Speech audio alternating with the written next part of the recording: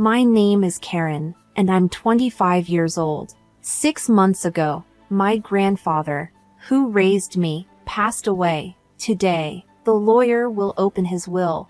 I was visiting my grandfather's house with my sister, Susan, who is 4 years older and my only family. Our parents died in an accident 20 years ago, and since then, our grandparents raised us. After my grandmother passed away from an illness a few years ago, my grandfather's spirits declined year by year, and he frequently fell ill. Concerned, I lived in an apartment near his house and often checked on him. "You're a grown woman. It's unbecoming to keep coming back home," my grandfather would say, but he always laughed cheerfully nonetheless. Then one day, as I visited like I usually did, I found him lying in pain at the entrance. Panicked, I called the ambulance, but my grandfather passed away just like that. "Hey, what are you daydreaming about? At least prepare some tea." My sister's voice brought me back to reality. "Right, the lawyer will be here soon," I responded. Heading to the kitchen, I saw Susan lazily stretching out her legs on the mat and yawning. I could still smell her strong perfume even in the kitchen, a bit away, and I made a face.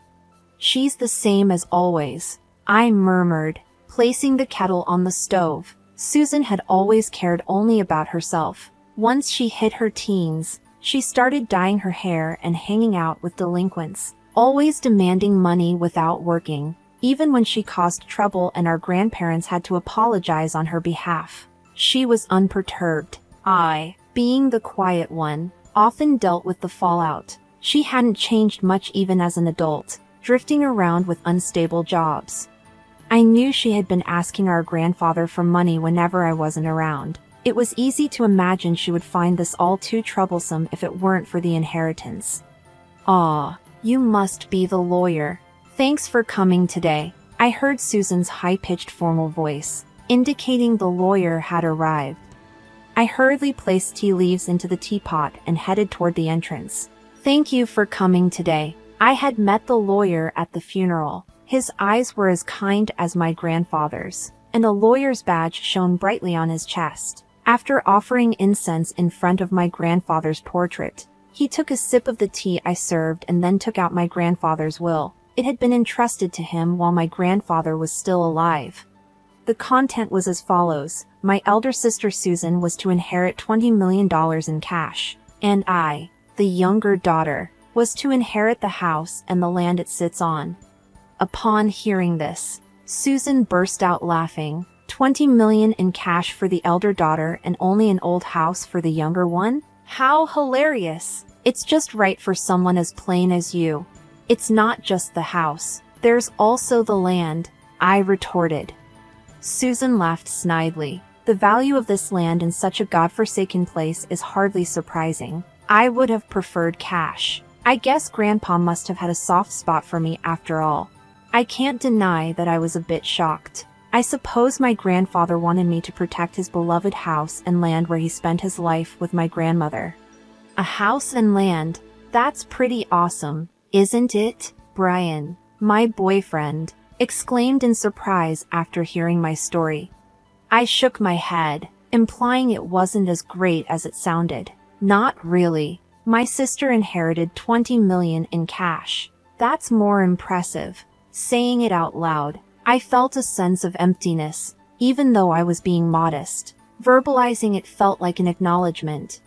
"Wow, beautiful and rich. She's got the better deal," Brian said insensitively. Realizing his gaffe, he quickly added, "Your comfort means more to me than money, Karen."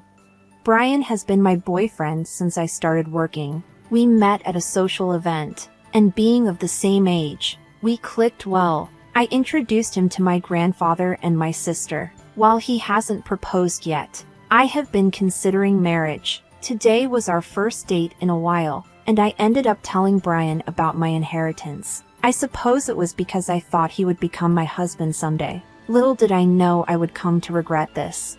A few days later, I visited the family home I had inherited from my grandfather. I intended to clean and sort out his belongings. The property was large, but the house was modest. I figured I could manage it on my own. As I looked around the house, I pondered. It's close to my workplace. Maybe I should move here. Living here leisurely with a cat doesn't sound too bad. There would be no rent to pay, and while there might be maintenance costs, I've been working hard and saving, so it shouldn't be a problem. Maybe someday with Brian. Feeling embarrassed at the thought, I shook my head vigorously and rolled up my sleeves to begin cleaning. Just then, I received a call. My sister's name appeared on my smartphone screen. Sis, what's up?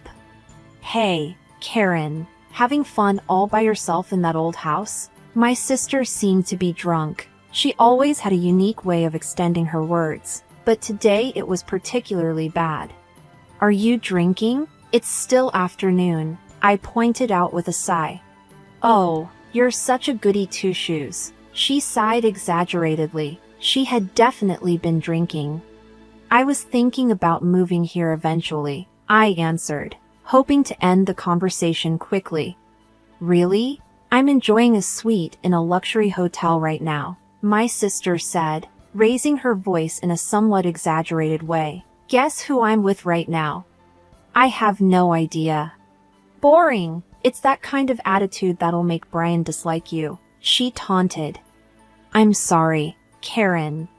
I was flabbergasted when Brian's voice took over the line. The sudden intervention threw me off balance, dizzying question marks popping up in my head, but I pushed away my imagination, though a disgusting scenario had already formed in my mind. Surprised. Huh? My sister's mean-spirited voice chimed in. Ever since I introduced him to her, she had found Brian quite a catch. She boasted about how she had been attracted to him since then, knew where he worked because of me, and approached him as soon as he left work. He came along readily when she asked, telling her she was hundreds of times more attractive than me. I listened in stunned silence. Karen, I'm really sorry, Brian's voice again. Tell me it's a mistake, I tried to say, but the words wouldn't come. As a man, I had to take this opportunity. What? I do feel bad about it, but come on, it's impossible to resist a beautiful woman who has $20 million, right? The way he spoke, as if asking me to understand, drained my emotions. I felt a cold sensation like my blood was being drained from me. You know what? I don't need a man like you. I could hear my sister laughing uproariously in the background. The voice on the phone changed back to her. Well, that's how it is. From now on, let's not consider ourselves sisters, okay? I wouldn't want you turning to me just because you're broke. With those words, she ended the call, overwhelmed by emotions that had lagged behind. All I could do was cry out. 5 years have passed since then. I had a cat in my lap, dozing off in front of my laptop. The cat purred contentedly in its sleep. Today was my day off, but I still had a bit of work I brought home. Oh no, this won't get the work done, I said, feeling guilty but having to move the cat off my lap. Just as I reached out, my phone started to ring. An unfamiliar number was displayed. Thinking it could be work-related, I answered the call without any suspicion. Hello? Karen, long time no see. I instantly knew who it was and froze. The distinctive way of speaking was unmistakably my sister's. It's you, Karen, isn't it? I can tell just from your initial hello. After all, I'm your big sister. 5 years had passed, making Susan 34. A smirk formed at the corner of my mouth at her unchanging way of talking. You're just the same. By the way, I came home and there's a hotel standing. Did you sell the house? That's none of your business.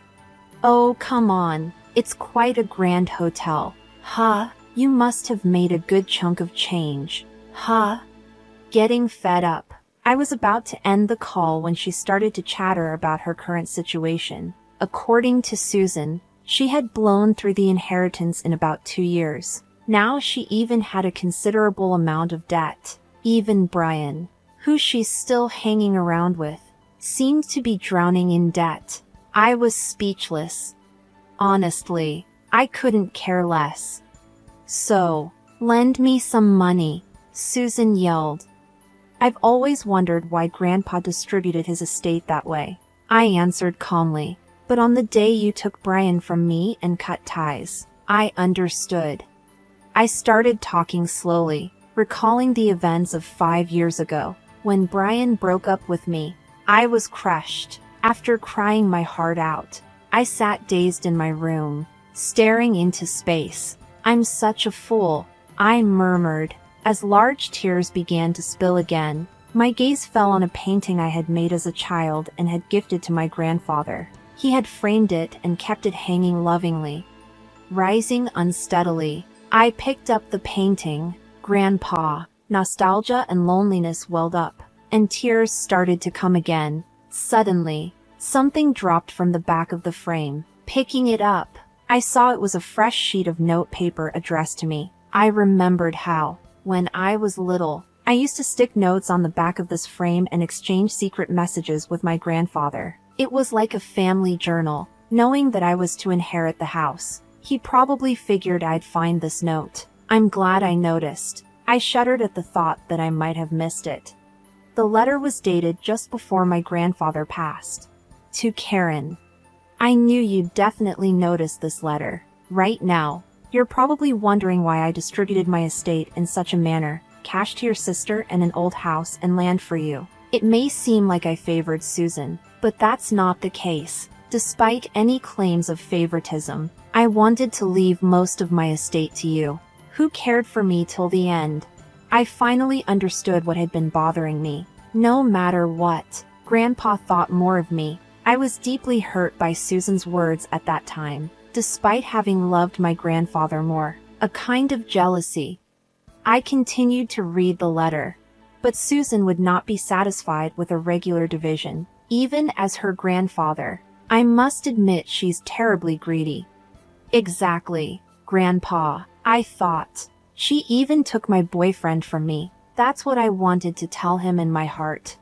That's why I arranged it this way. If at first glance Susan appears to have received the better deal, she won't pay attention to your share. The value of this land in our area is continuously increasing due to ongoing urban development. As of the time I'm writing this, it's not worth Susan's $20 million yet, but the value will surely increase in the future. You can live here if you're attached to it or sell it when its value rises enough to make a good profit. All I want is for you to be happy. When I finished conveying the contents of the letter, Susan clicked her tongue and said, Hag. I lived in that house for a while, but when my marriage was settled, I decided to sell the house. Just like Grandfather's letter said, the land value had risen enough anyway. I'm never lending you money. Susan seemed frustrated, but, as if she had a good idea, she said, Right, if you want, I can give Brian back to you. So help your sister. It's a good deal, right? At that moment, I felt something snap inside me. Enough is enough. You've been taken care of by Grandpa, and yet you haven't shown a hint of gratitude. I despise you for that, and you're not my sister anymore. Besides, I'm already married. I don't need Brian, and I don't even want to see his face. Stay out of my life for good. I said what I needed to say and hung up. I quickly set up call blocking. My cat, who had been cowering on the bed, looked up at me with wide eyes. I quickly picked up my cat and said, I'm sorry. After that, it seems Susan contacted Brian, and they both stormed into our old house. Did they try to return Brian to me? There's a respectable in there now, but they must have misunderstood something and were shouting that they were my relatives, even though I had sold the land and had nothing to do with it. It's simple for those two. They thought Karen sold the land and an inn was built. She must be the owner. Of course, the staff reported them to the police. The two of them were arrested because they had destroyed several items in the inn. Furthermore, it was discovered that they had been committing marriage fraud for money in the past. It seems they'll be sent to prison together. I was also questioned by the police. but I was able to prove that I had no involvement quickly, as we were estranged, and I was released. As my husband, who came to pick me up, and I were walking through the station, we heard screaming and turned our gaze. There were Susan and Brian, looking completely different. Fortunately, they didn't notice us. Both of them had messy hair, worn-out clothes, and looked nothing like the two people I remembered. Especially Susan, who never skipped her makeup and fashion, looked even more different. They were probably being moved to a different location. As I watched the two of them, filled with a sense of melancholy, my husband and I locked eyes. I grabbed the hand he extended, and we left the police station. "Are you okay?" My husband, always concerned, looked at me with gentle eyes. "I'm okay. I have you and this little one," I said, touching my fairly noticeable belly and smiling back. In my belly, a new member of our family was growing. Money is important, but there's something even more valuable. That's what I want to teach our child. With my husband by my side,